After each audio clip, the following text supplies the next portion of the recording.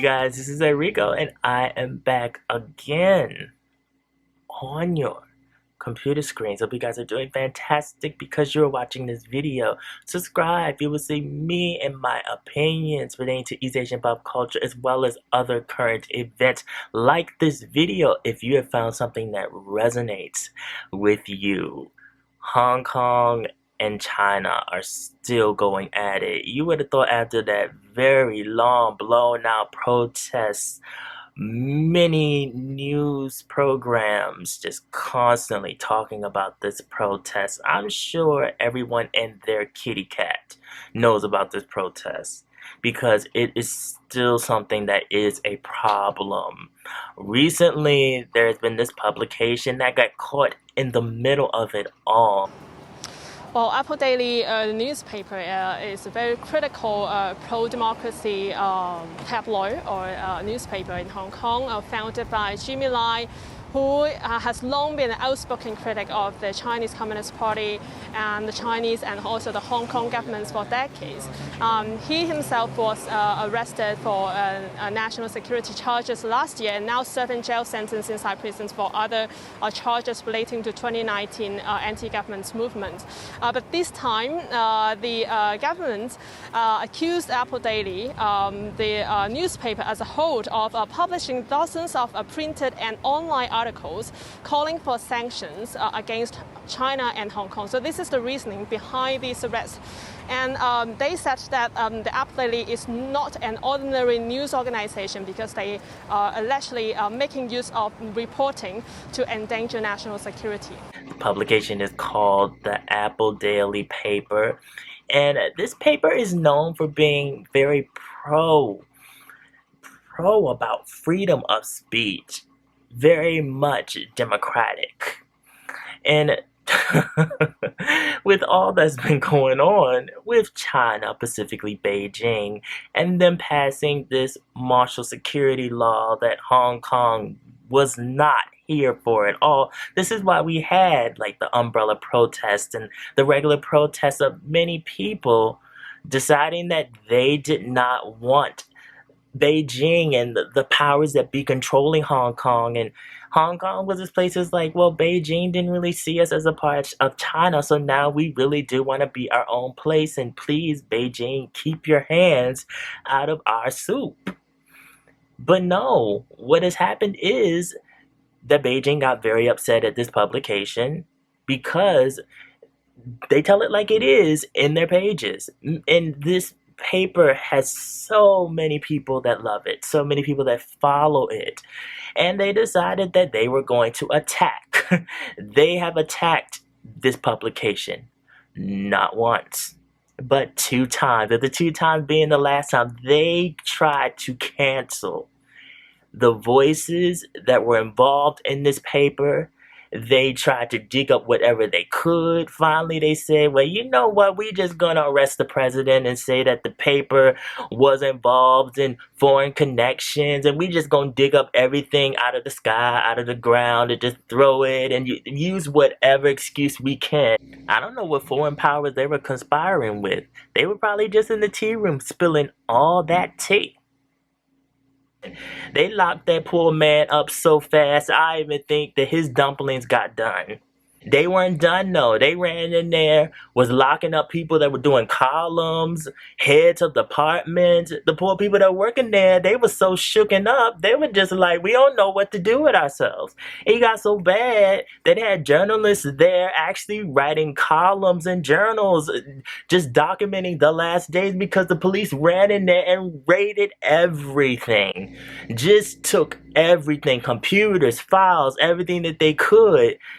Those people that worked there were so shaken up, they didn't know what to do. Meanwhile, there's everyone on the outside watching this, and they're like, you're basically taking freedom of speech away.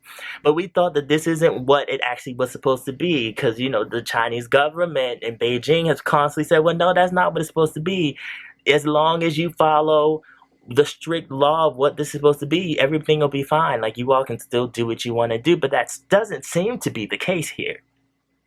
What seemed to be the case is as long as you follow and worship the government that is in Beijing, everything will be fine. But if you have some type of gripe or something to say, even constructive criticism, it seems like, that, oh, we're going to pull the plug out. We're gonna pull the rug out. We're gonna take the whole house down. You cannot have an opinion. You cannot talk about the corruption. You cannot point fingers and find the cracks in our arguments against Hong Kong. Otherwise, we will shut you down. This was such a mess. It was so sad to see. This isn't it. This right here is not it. Seeing them have to hustle and hurry and do their very last printed paper in that week.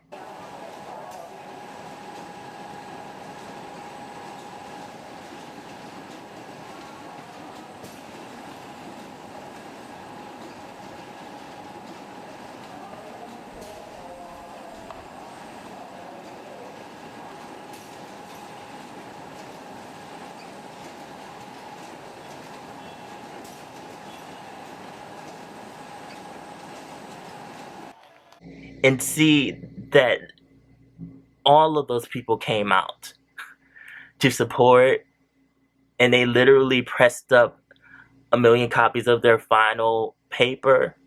They were trying to hold out, and I commend them for doing that.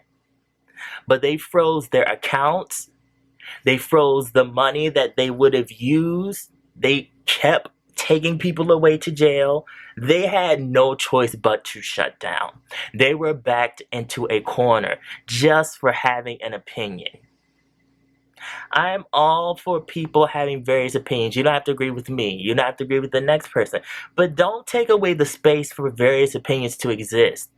The world would be very boring if everyone agreed with everyone, if everyone had the same type of mindset. It is okay to listen to someone that you don't agree with.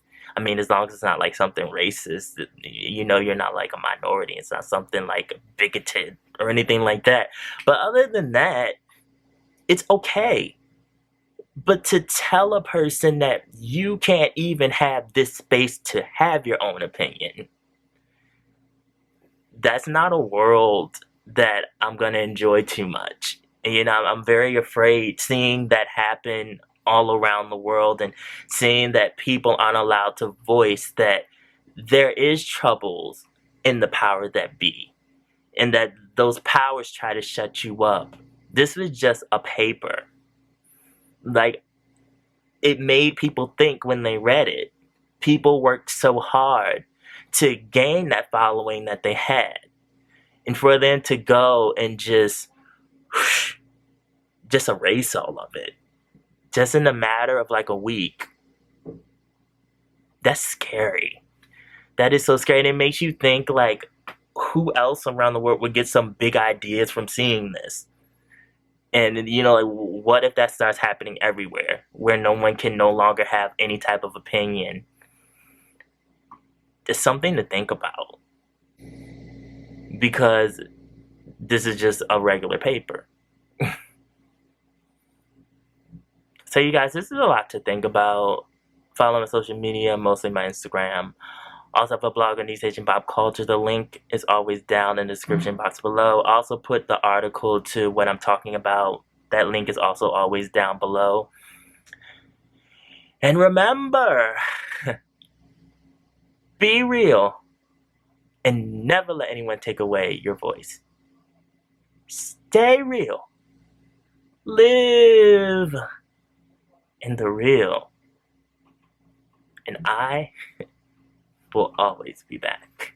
I love you guys. Take care of yourself. Thank you for the support.